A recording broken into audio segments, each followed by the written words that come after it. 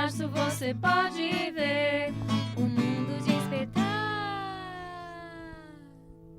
pra você. Olá, como vocês estão? Espero que tenha sido uma excelente semana, de muita luta, mas a gente sempre espera de muita vitória, né? Nós estamos começando um programa hoje, e o programa hoje vai tratar sobre o mês de abril, que a gente comemora tanto, a inclusão, o reconhecimento, o respeito aos autistas. E eu estava aqui nos bastidores lembrando do nosso primeiro programa. Então vocês imaginam como o primeiro programa é terrível, né? E essa pessoa que está aqui comigo hoje, mais que uma terapeuta da Sofia, eu considero uma amiga, uma pessoa assim que eu respeito muito. E aí eu estava lembrando do nosso primeiro programa, que ela também, eu tive a honra dela abrir o programa. Nós já fizemos 1 ano, mês passado, no dia 9, e eu estou aqui com a Fernanda. Fernanda, muito obrigada. Sabe a hora que estava tocando a música, sabe, passou assim um filme, é um filme muito legal e um filme lindo. E assim, é mais lindo ainda de saber que eu pude contar com você no primeiro programa e que você está aqui hoje. E assim, nós interrompemos uma série de programas que nós estávamos fazendo da Síndrome de Down, alguns especialistas. Primeiro, eu te considero uma referência, eu te considero uma pessoa que levanta a bandeira e que respeita os autistas. Então, esses 2 programas que nós iremos fazer é uma homenagem para a Comunicare Clínica, que eu acho que é uma integridade, um amor com as crianças, e para a gente tratar de alguns assuntos que eu acho que é importante. Você pode, como uma militante, pode falar muito. É bem militante mesmo, né? Eu queria dar um bom dia, uma boa tarde para todo mundo que está assistindo. É uma super honra estar aqui de volta.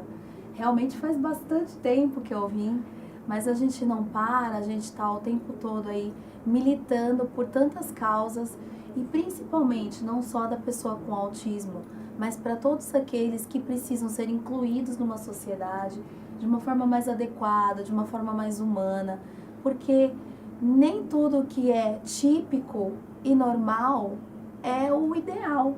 A gente também tem aquele que é diferente, e o que é diferente também precisa ser aceito, respeitado, amado, como todos os demais. Fê, eu queria depois tratar algumas coisas que eu ouço na clínica, que a gente vai uma vez por semana na clínica. Nós somos super bem atendidas, mas com certeza não é nosso métier, não é nosso espaço. Mas eu acho que é muito importante a gente conhecer algumas características, até talvez em comportamento e tudo mais. E semana passada eu estava conversando com algumas mães, e eu acho assim que conversar, entender, sentir o sentimento da outra pessoa. Porque assim, conosco, mães Down, você sabe, a hora que você pegou o teu bebê, você sabe já o que você vai fazer, o procedimento. Tá escrito no rosto, quer dizer, né? Você não vai saber o procedimento, mas você sabe. E a mãe falou assim pra mim, eu tinha recebido um presente, que ele estava maravilhoso, ele estava lindo, e de repente, depois de 2 anos, não. Ele tem um defeito. Ela falou assim, mas como isso? Eu saí da maternidade com um presente bom. Como que é isso? Como que você entende? Como Esse que as momento mães... de diagnóstico, né? Ele é bastante delicado, esse momento de diagnóstico em que a mãe imagina, idealiza uma criança e de repente essa criança não é aquela que ela imaginou e nem por isso deixa de ser uma excelente criança. Mas é um momento muito delicado que exige muito acolhimento. Então, muitas das vezes, essa família vai até o médico fecha o diagnóstico, existe uma hipótese diagnóstica para autismo, e aí eles chegam para o consultório, para as terapias, né? Porque afinal de contas precisam de diversas terapias, chegam no consultório destroçados. Então, nós estamos ali com a missão de receber essas famílias, abraçar essas famílias, explicar para eles que o mundo não acabou ali, que existe consequências, que existem consequências boas, inclusive, e que existe jeito da gente melhorar isso. A qualidade de vida, a comunicação, as questões de comportamento. Então, é um momento muito, muito delicado e que precisa de muito tato para que eles não desistam aí nesse momento tão especial, né? E inclusive a mãe comentou assim comigo, a semana que vem eu vou no médico e eu vou pegar o laudo, eu ainda não tenho esse laudo. e eu já tô triste porque vai acontecer semana que vem. Então ela já tá indo na clínica, mas eu senti que parece que aquele laudo era uma sentença. Claro que eu não falei isso com ela, eu acho que nem sou a pessoa adequada a isso, mas a gente fala, não, mas ó, imagine o seguinte, você ainda, teu filho, eu não sei se isso é bom ou mal, na aparência, a gente não perceber que é autista, eu não sei também se é bom ou mal, mas ela estava com uma sentença, sabe, uma coisa difícil, né? Sim, eu sinto que essa questão física da criança com autismo é uma das coisas que mais pegam aí no diagnóstico. Porque uma criança com síndrome de Down, quando ela tá ali fazendo uma birra que seja, o pessoal olha e fala, entendi. Quando uma criança autista, passa muito por criança mal educada. Imagina, essa mãe não cuida desse menino, não dá limite para esse menino. E aí vem aqueles preconceitos que acabam acompanhando essa criança.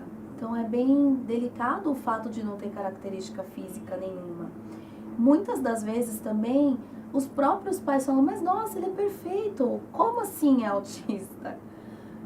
Porque o autismo tem alterações no comportamento, não são alterações físicas, né? Adorei essa parte que você falou.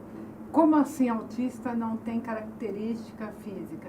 Então explica até assim, para uma mãe que está achando o comportamento do filho ou inadequado ou diferente, o que essa mãe pode ir atrás, que ela pode começar a entender?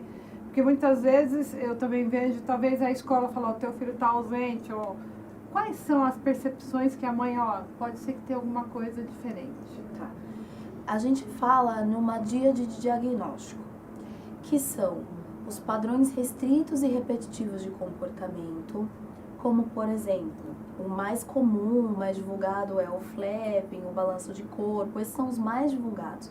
Mas existem outros comportamentos que são repetitivos, como, por exemplo, enfileirar carrinhos, empilhar coisas, ter um interesse muito específico por um assunto único, até alimentação, uma alimentação muito restritiva, então come só crocante, come só pastoso, come só comidas mais molhadinhas. Então isso é um padrão restrito e repetitivo de comportamento. E a gente também precisaria ter uma alteração de linguagem social. E aí é importante colocar essa linguagem social porque a comunicação ela é feita para dizer algo a alguém. Quando sua criança está lá só repetindo falas de desenhos, mas não faz sentido com o contexto, ela só está ecoando, essa linguagem não tem função. Então existe uma alteração aí no desenvolvimento da linguagem. A gente também tem algumas questões no desenvolvimento da linguagem. Então, é uma criança que começa a falar mais tardiamente, começa a falar com 2 anos e meio, 3 anos, 4 anos. E aqui fica um alerta, gente, porque eu escuto muitas pessoas falando, mas menino demora para falar, cada criança tem seu tempo. Se você é mãe, e quem é mãe sabe que a gente tem uma luzinha interna com os nossos filhos, a gente pode não saber o que é, mas a luz acende. Você tá ali olhando e falando, poxa, mas o Joãozinho não fala, mas a Maria, que tem a mesma idade que o João, já tá balbuciando, já tá cutucando, já tá se comunicando de outras formas. Por que o João só quer saber de ficar sozinho, mais isolado, não quer muito saber de papo? O que acontece? Se acendeu a luzinha de alerta, gente, procura ajuda, porque quanto antes a gente começa com as intervenções, melhores são os resultados das terapias. Então, se a tua luz interna acendeu, procura ajuda. Porque a gente um auxílio antecipado pode fazer muita diferença. Muita. É gritante a diferença. Existe uma coisa no cérebro da gente que se chama plasticidade neuronal. O que é esse nome tão complicado, né? É mais ou menos assim. Quanto mais jovenzinho a gente primeiro ano de vida, 2 anos, até uns 4 anos, o cérebro da gente é como se fosse uma massinha. Ele é mais moldável. Além do mais, os comportamentos que são os comportamentos inadequados, como, por exemplo, gritar para conseguir alguma coisa, chorar, fazer birra para conseguir se comunicar, eles não estão cristalizados. Vamos dar um exemplo. quando a gente é mais velho, e se a gente aprendeu a dirigir descansando o pé na embreagem, Coitada da embreagem. coitada da embreagem, eu duvido que esse comportamento se mude com facilidade. A gente vai ter que gastar muitas vezes, muitos neurônios, para desacostumar esse pé a sair da embreagem, né? A criança, ela não cristalizou ainda esses comportamentos. Então, quanto antes a gente começa a trabalhar para que esses comportamentos melhorem e que ele tenha outro jeito de se comunicar, como, por exemplo, eu quero atenção, e aí eu fico lá gritando, chutando, esperneando. É mais fácil eu ensinar essa criança a se reposicionar, cutucar, para ganhar atenção, do que eu simplesmente deixar esse tempo ir passando, porque aí eu tenho que fazer ela desaprender esse comportamento para aprender um novo. Então, quanto antes, muito, muito melhor. Ai, que ótimo. E a gente estava falando também, eu sei que tem alguns autistas não verbais. Não verbais é porque eles não se comunicam de forma alguma, ou a forma que eles aprendem, porque assim, eu vejo assim, ó, sou meio um autista não verbal. Eu entendo que ele não fale, mas eu fico imaginando, quando a gente fala de diversas formas de comunicação, eu entendo que ele não consegue se comunicar de forma alguma. É isso mesmo? Não, ele sempre consegue se comunicar. A gente se comunica de muitas formas, para além das palavras que saem, né?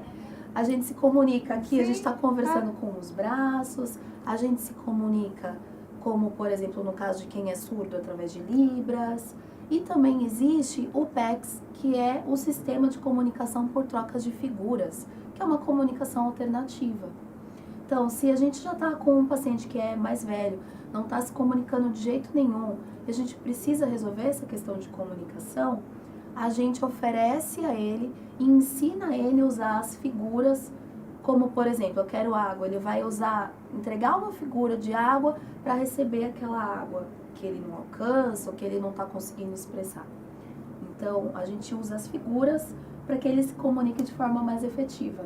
Ai, que maravilha. Assim, pessoal, eu acho assim que é tão importante a gente conhecer as diversas formas e o que é o nosso ao redor, né? Porque realmente, não sei se existem tantas pessoas normais, né? Que o pessoal fala que, ele não é normal. A gente também não é. A gente começa a ver essas coisas e, assim, é empolgante, né? A gente vê vários filmes, né? E uma coisa que também você estava falando, tem realmente isso que muitas vezes você reconhece o autista, até porque ele não olha nos olhos? Isso é verdade? Porque assim, eu não vejo tanto, pelo menos na clínica, eu não sei se é porque eles também já estão no ambiente que eles conhecem, terapia, a comunicar, né? de terapia, e talvez mesmo a gente não sendo tão próxima, as crianças nos olhem e tudo mais, Sim. Mas é isso mesmo?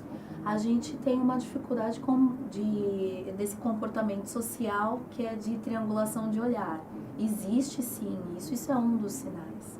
Acho que é importante até a gente falar, Dani, que existe uma porcentagem alta de pacientes com síndrome de Down e autismo associado. E isso tem uma explicação ou não? A gente sabe que existe uma carga genética, mas ainda está sendo estudado como que isso é disparado no corpo, né? Vamos pensar assim de forma mais lúdica. Eu tenho lá uma chance de ter câncer de pulmão. Se eu for uma fumante, eu tenho uma coisa externa disparando um gene para o tumor de pulmão. Não se sabe ainda que coisa é essa que dispara esses genes para o autismo, mas se sabe que existe uma carga genética para o autismo. É muito grande, né? A gente... E tem vários pacientes com síndrome de Down e autismo associado. E aí precisa trabalhar essa questão do comportamento dentro da síndrome de Down. Não, e nem fala, porque tem hora que você vê algumas coisas. Eu tava hoje brincando e falando com a minha mãe que a Sofia tem agora a mania de pegar uma chave. Mas não é chave, é apito, ela gosta de pegar. Eu falei, Sofia, por que você não pega um lápis e vamos começar a escrever? Porque eles têm uma dificuldade motora, né? Sim. Mas, Fê, você estava falando isso e eu queria, no próximo programa, pessoal, que nós vamos gravar 2 programas, falar do método Denver, que você vai, eu não conheço tanto, mas eu acho que para as mães seria muito importante. Muito amor. Nós conhecermos como funciona e tudo mais. Mas eu queria que você explicasse Não assim, porque abril é o mês, mas assim, é mais característico em meninos, né? Por isso que é a cor azul. Explica um pouquinho o TEA, para o pessoal que não conhece nada do espectro do autismo entender. A incidência do autismo está super alta. A gente está falando hoje, em cada 59 crianças nascidas, uma vai apresentar característica de autismo. Isso são dados de 2018. Também sabe-se que para cada criança diagnosticada, são 4 meninos diagnosticados com autismo para uma menina. Então a incidência é muito maior. 80%. 80% no sexo masculino, por isso que o azul é a cor do autismo. E quais são, por fim, as características do autismo, né? Como eu falei um pouco antes, a gente tem uma díade de diagnóstico, que são os padrões restritos de comportamento e uma dificuldade de linguagem social. E aí, gente, a gente abre um leque assim do tamanho de um planeta. Não é à toa que se fala em transtorno do espectro autista. Porque existem diversas nuances aí nesse meio caminho, né? Então, as questões de linguagem podem ser desde um não falar, como os autistas não verbais, até dificuldade de compreender essa linguagem que é um pouco mais abstrata, como, por exemplo, vai chover canivete, né? Então, é bem difícil entender como assim vai chover canivete, né? É bastante abstrato. Então, Fê, você começa a falar, a gente começa a pensar em tantas coisas, mas o que me chama a atenção é o seguinte, 10 vezes mais, porque a gente fala que hoje 1 a cada 600 crianças nasce com síndrome de Down. Nós estamos falando em 10 vezes mais. E por que então é tão difícil conseguir esse laudo, que as mães falam assim, eu não posso fazer nada porque eu ainda não consegui o tal do laudo. Então você imagina que o laudo vai ser uma coisa assim, né? Tudo bem que deve envolver muitos estudos e tudo mais. E por que tão caro, né? Muitas mães falam assim, e é muito difícil, eu não sei se só psiquiatras que fornecem esse laudo também. Então por que é tão difícil se é uma coisa Eu queria tanto recorrente? saber também, Dani. Mas eu percebo que a nossa prática clínica nos mostra que tem determinadas características que vão apresentando ao longo dos dias que a gente vai conhecendo a criança. Nós, lá na clínica, não fazemos avaliação em um dia.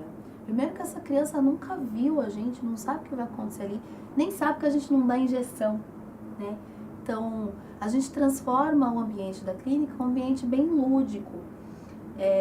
Quem não conhece lá, eu conto pra vocês, tem muito brinquedo, é tudo muito colorido. Eu trabalho de meia, então a gente tem esse ambiente muito colorido, muito lúdico, para que as crianças se sintam mais à vontade, mais em casa.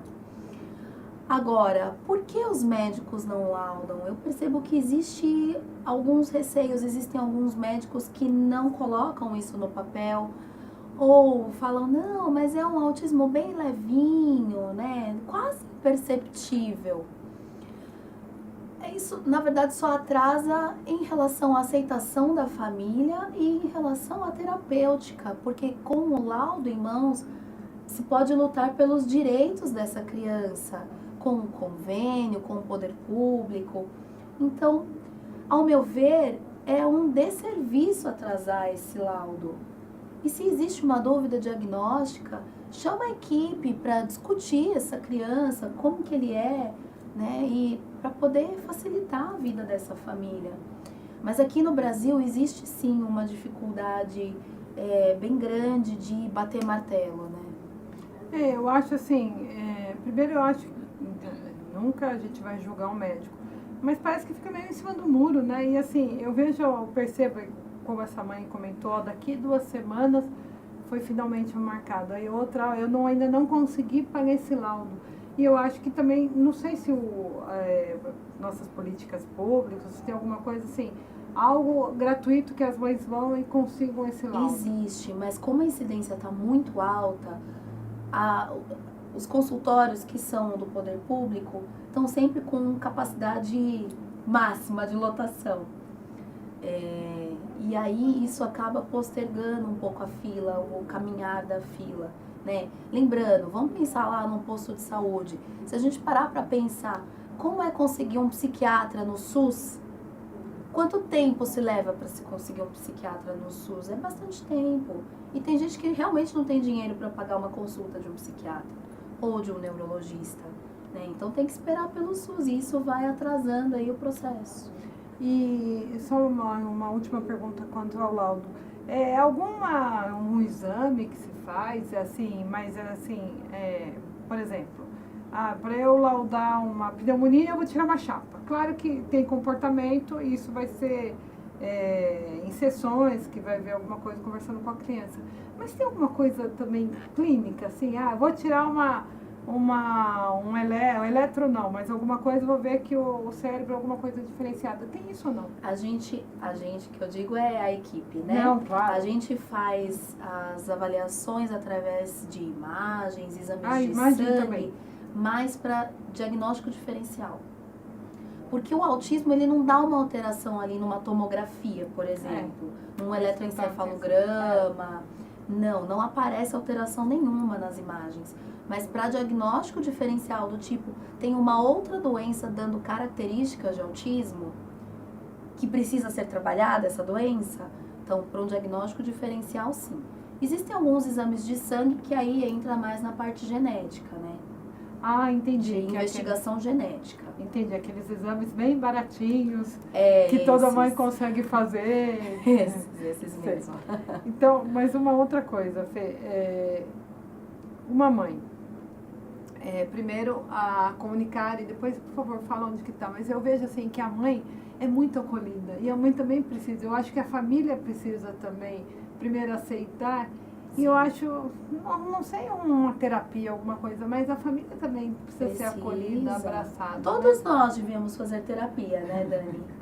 Todos nós. Se eu fizer terapia, eu vou deixar uma psicóloga. Mas todos nós precisamos colocar as nossas angústias, as nossas dificuldades. Mas quando se recebe um diagnóstico, e a síndrome de Down encaixa também aí, muitas das vezes os pais ficam amarrados àquele diagnóstico, não conseguem se desprender desse diagnóstico.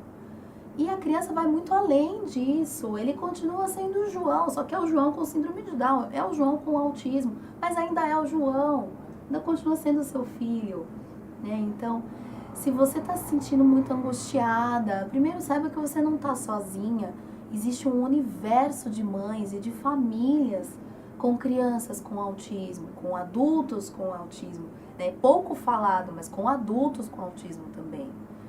Então, não se sinta sozinha, procure uma rede de apoio, tenha uma família que te apoie. Se tua família não te apoia, que você tenha amigos que te apoiem, que você tenha a igreja que te apoia. Procura terapia. A manicure não é terapeuta, né? A terapeuta do seu filho não é sua terapeuta, tem o seu espaço para que você também coloque suas angústias da vida e das dificuldades e também pensar a respeito das coisas boas que se tem aí no mundo e na sua vida, né? Então, procura ajuda, não fica sofrendo sozinha, não.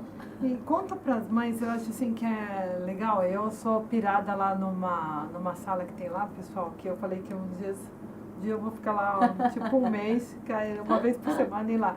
Mas conta, por favor, nós já tivemos programas que nós mostramos a comunicarem, mas quais são os profissionais, as meninas, os meninos que estão assistindo, um beijo para vocês, os terapeutas, mas conta. É um batalhão quase.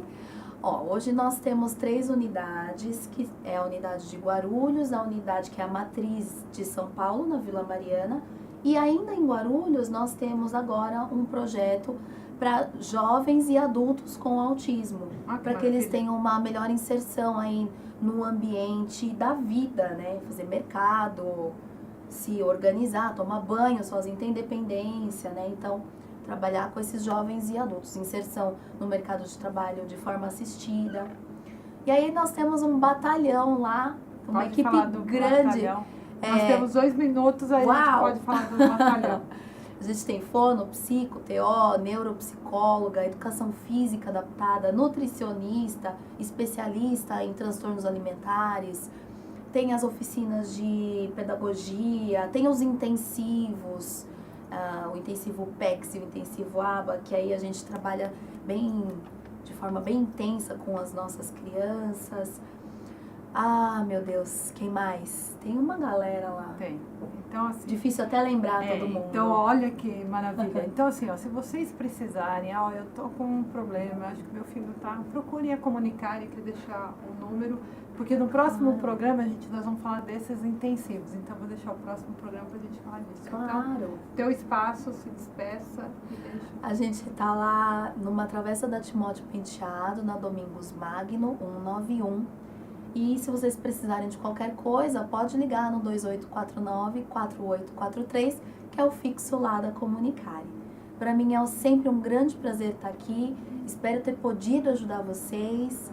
Fiquem com Deus e uma excelente semana. Pessoal, depois de uma explicação dessa e um abraço tão carinhoso no coração de vocês, eu tenho que falar, mães, nós somos mães e a gente sempre vai vencer. Um beijo para vocês. Bem-vindo ao maravilhoso mundo do cromossomo 21. Bem-vindo ao maravilhoso mundo Down. Um beijo.